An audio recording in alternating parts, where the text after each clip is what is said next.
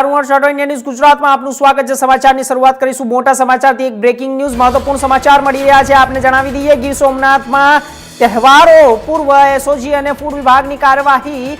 સૌથી મહત્વપૂર્ણ સમાચાર વોલ્ગા ઘી ડેપોમાં પોલીસે દરોડા પાડ્યા છે। ભેળસેળયુક્ત ઘીના વેચાણની શંકા પર કાર્યવાહી કરવામાં આવી છે।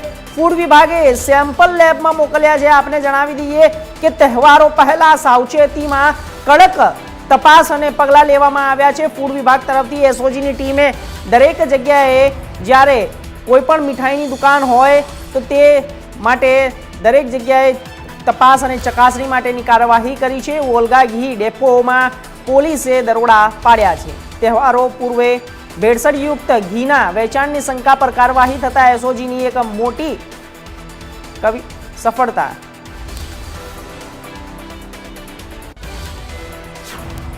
આગળ વાત કરીશું વડોદરા